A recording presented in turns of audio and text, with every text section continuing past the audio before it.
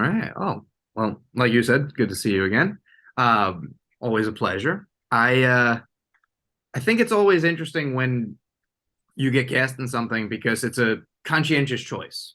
Obviously, you want to do the role, but the filmmaker wants you. You know, there's a little like X factor that I always enjoy, and like we met during I, Tanya, and like that was sort of like a whirlwind of like, oh shit, people want to work with me. This is great. Let's do it.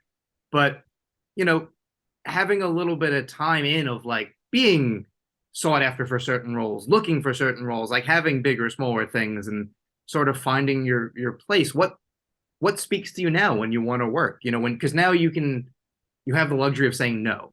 I imagine from time to time, and that's a underrated ability. Thanks, man. That's definitely where I'm at right now. I've said no to a lot of things recently because Blackbird just came out, and Totally. I can't just follow it up with anything.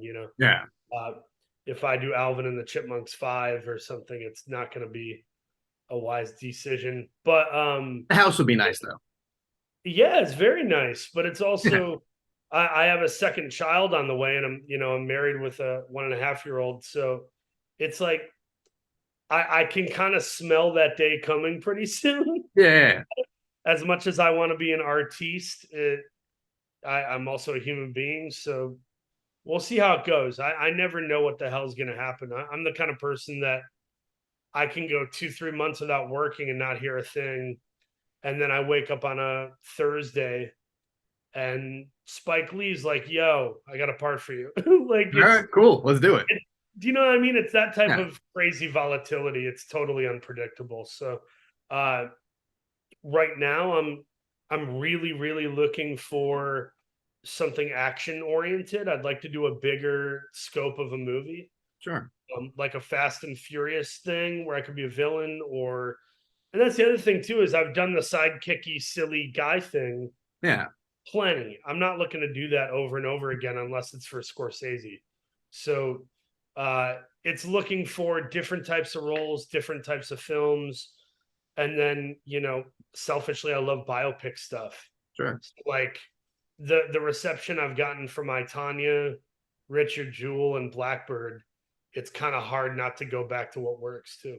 Totally. Well, I mean, that's the thing. It's also it takes the right personality also to know when you're like, I think I've done this role enough. Like I've said what I need to say, and like, it's lovely to be wanted, and it's great to get those offers, but it's a thing that I notice also happens, especially it's a weird comparison, but like actresses, like it's always the last thing you did. It's always okay, you did Oh this and yeah. everyone liked it.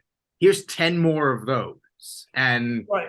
And with the lack of diversification comes that audience wide judgment. sure, Well, he only does this. And I think the best actors kind of move and shake a little bit, I think a guy like Phil Hoffman doing Mission Impossible after Capote, yeah. or around that time, like hell yeah, that makes perfect sense. Oh yeah, it's a weird, also because you're not seeing them in order. Like you're making them in a specific order, but what you shoot, if you went and shot something tomorrow, it may come out in 2 years, and you may have shot something smaller that comes out before that, and all of a sudden this narrative gets crafted of like, oh, Paul's doing this, and you're like, well, no, no, I did the opposite. Like I specifically didn't do it that way. So there's some degree of like Yeah, you have to control what you can control because once it's out in the world, people are gonna say what they're gonna say. And you've honestly been lucky because the sort of the roles that we talked about, even if somebody, and largely those were well liked movies, but even if someone had an issue with something, it was rarely with what you were doing. So that's a weird like I can feel good about my work, and that's what I can control. 100%. I'm buddies with this former wrestler turned health like entrepreneur and life coach, Diamond Dallas Page. I remember him. And Dallas will say to me, "How does this decision make you feel about you?" Yeah. And that's what we got to do every day because so much is out of our control anyway, right? 100%. Yeah, like it's the world will do its part to crush you in one way or another. Like, God, yes. Unfortunately, one button I want to put on that last thing you said is I tell people like one of my favorite actors alive, like top 5, is Peter Sarsgaard. Yeah. And I think a lot of people don't understand when I say that, not because he's not a good actor, but because why wouldn't you say Matt Damon or Denzel or what? It's because Peter does what I try to do, which is you can't always be in a brilliant, perfect movie. You're gonna have Green Lantern or Kelly Reichardt's Night Moves, where it's a pretty good movie, but nobody sees it or whatever. Yeah. Like you just have to be good every time. Sarsgaard is good every damn time, and that's just what I'm trying to do. Oh yeah, there's a specific actor like Kevin Smith always talks about those kind of actors like they're like the marrow of a movie. Like nobody went to see the movie because of his role. Nobody went to go see the movie because they heard, oh, sixth on the call sheet is there. But when you leave the movie, you go, that movie's a little better because that person's in it, or like that scene, they killed that scene. Like there's something to that, and I think there is something there. I think you very much have been doing that, and I think, Thanks, man. I'm trying. oh yeah, and with this with Blackbird, it's like there's also a different muscle because so much. Obviously, it's not just the focus is on you, but there's so much more time to play a character. So you people don't always realize like you may live with a character for 6 months, like getting ready. You may however much work you do before you get to the set, then you're on set for 3, 4, 5 weeks, however long, 26 days on a little tiny film, and then people watch it for 90 minutes, and that's the entirety of that role. Here, you have hours that you can spend with it, and people develop a different relationship with the character, and especially playing such a dark person, it's such a different perspective to put on that I imagine it was an exciting challenge also. Yeah, man, it was exciting because I always wanted to play a serial killer. The same way I've always wanted to be in a western. The Yeah. same way I've always wanted to be the lead in a rom com. It's just diversification that's fun. Yeah. What's not fun is having to think the thoughts of a serial killer and go into that and do that for 5.5 months or whatever it was. I'd much rather do it for 30 days than Yeah. 5 months. But boy, is that writing pretty yummy. Dennis Lehane is a killer. Taron Egerton is a killer. Our directors were killing it. So that having that support is really cool. And having a big arc where you're kind of being deceptive, and then it's like Nicholson at the end of A Few Good Men, where you're right, I did. I'm gonna Yeah. piss in your dead skull. Like I got to have the Nicholson A Few Good Men blow up, where you see the monster behind the uniform, And and that's that's like that's okay. that's so cool, man. How cool is it to do It's like that? the dessert for an actor, because like obviously you doing the work is everyone does it differently. And it's not easy to talk about, and it's not easy to explain, and it's not the fun part. It's whatever you do to be prepared for work. That's your deal. But what people see is the end result. And yeah, like obviously you're prepping to spend a lot of time holding back and playing almost like a game with Taryn, and that's its own thing. But when you get the like, okay, for the next couple of days, I get to do this. I get to go like, I've been at like a 3 for most of this. I'm going to like 12 for the rest of this. And I've earned this. It's like it's playing to the audience, but not. It's the equivalent of, but still like being true to the character. It's always just fun to watch someone when they can do that. Like you said, like Nicholson. Nicholson plays that role as the smartest man in the room until he feels like he's not anymore, and then he gets to explode. Yeah, and when does he become unsmart? When is Yeah, he not smart? When he's angry. And exactly. when have you and I in real life been disappointed with ourselves? Probably the reactions we have when we're angry, Oh, yeah.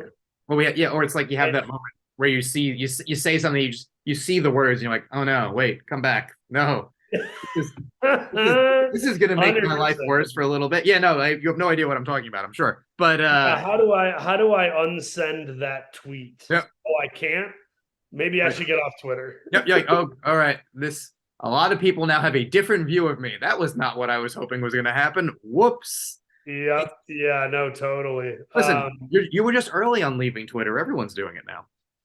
Yeah, apparently I started the Yeah, yeah, you're a trendsetter. That's the what we'll go fad, with. man. But I mean, Oh listen, my it gosh. speaks to how likable you are, even playing like a monster on screen, but just how much people enjoy your presence as an actor. That you know, this is honestly one of the rare times where people are like, "Yeah, cool, like we're ready to forgive you. Like we get it, like happened, like come back, like let's go back to work." it's heartening to see because you get the sense of like, oh, people actually realize who they're talking to for a change. Yeah, man, listen, we all need grace, Yeah. right? We all need grace.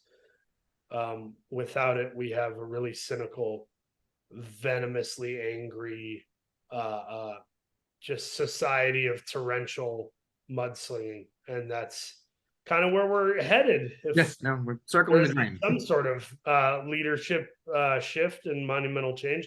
Um, Back to the acting thing, though, I think I think I like having something to do. So a lot of the choices I make, like Larry Hall, there's a lot to do there. Yeah. I was offered, and I won't say what because I don't want it to bite me in the ass or Totally. something. But I was offered a very big movie recently with a legendary person, but the role was kind of brief and unforgettable, and they were kind of like, you should be lucky or happy to be working with this person. And I was just like, yeah, if it's somebody I really, really love, but this person in particular, they're brilliant, but their best days are behind them. Yeah. So unless I'm a massive psychotic fanboy, I don't really need to do that. Yeah. And it goes against that code of making things that you yourself would want to see on screen. It would be more like bragging rights. Like it's the Instagram mindset of, Yeah. well, I get to post a photo with this person To do and that once. and for the rest of my life, I get to talk about how I worked with them. Also, the movie sucks. I didn't get paid anything, and secretly, no one cared that I was in. Yeah, which is It's like, you're like that's a lot of effort for a picture. It better yeah, be a man. hell of a story that I get out of this. And most of the time, like you said, it's forgettable. It's like most people are fine. It's very rare that you run into the over the top amazing, like I had the best experience of my life. They are literally a saint on earth. And it's very rare you're like, really? Well, they're just a piece of shit. Like most people are just fine. Everyone's just doing their best. And like you might catch them on a good day or a bad day, but most people are just they're doing their thing and they're happy you're there to help. But unless they know who you are, they'll probably forget about you in a couple days. And that's you One really need to hundred go percent. fly across the country to do that for pocket change. But our ego makes us believe like this is the beginning of a beautiful Oh yeah, friendship. I'm gonna be the one to break through. Yeah, I'm gonna be the one who they recast in the sequel to the sequel. And it's Yeah, like, dude, chill out. yeah. You're like, no. Like this is this. I fit a thing. Someone was like, oh yeah, we can get him easy. And you know what? I kind of pulled a fast one on him because I went, you know what? I'm good. Yeah. Yeah. I think at the end of the day, if there was any way to choose roles and diversify, I love trying to be equal parts lead actor and team player. Sure. So I'd love to be in the lead of one thing and then be in a giant ensemble of two things. I That mean, would be the ratio I would like to try to do, and I think I'm kind of getting there. I'm getting yeah, no, close. I think you can see that because like with Spike's movies, it's part of the cavalcade of like he only casts interesting people, and the role may be big, it may be small, but you're gonna probably remember almost every speaking part that's not a pseudo extra because they're just he's so thorough with like I have a very specific picture in my head and I want it on the screen. And when he's at his best, it's when everyone involved can help do that. And when things go awry, I feel like some people are like, we don't know what he's up to. Let's just try to do something. But That's entirely it, man. And I think it goes back to theater roots too. I did a massive amount of theater in high school. I was in 10 plays in 4 years. So like if you look at it from that perspective, it's like my roots are being a part of a big team. yeah, It can be fun to be the lead, but what's really fun is when you get to have great human interaction with a bunch of good people. And hopefully you luck out and you get really nice people like Elizabeth Perkins and Allison Janney and the people I've gotten to work with. for sure. That's because at the end of the day, like you said, you have to like the role, you have to be happy with it. Like it is your life. Like, you can it's all well and good to get the buzz and all the fun and like, with Richard Jewell, you got the like people I want to talk and that's fun. But if you're not also proud of the movie, it's a weird experience of like, yeah, thanks. Like, cool. Yeah. How about Clint? You start deflecting in a way, and when you're proud, you can be accepting of it because otherwise it's got to be very weird when suddenly everybody wants you for like 5 minutes, everyone wants you, and you're like, I don't know how to handle that. It's a weird muscle. You gotta turn to like, hey Ham, everyone wants you all the time. What do you do about that? It is weird. Yeah, man, I think I'm getting pulled into another interview. I was looking down because I think I have to do Yeah, yeah. Here, we another can. one. But dude, thank you for interviewing me. I always like talking to you, you know that. Likewise. And yeah, my prevailing message out of this chat would be diversifying, Yeah. trying to make things that I'm proud of rather than things that'll make me popular. Yeah, and And and listen, when you can do both, you get Blackbird, and that's pretty special. yeah, man, it was a joy to do that thing with Taryn. He's incredible. Awesome. Thank you so much, as always. Thanks, Joey. Take care, man. Take care, bro.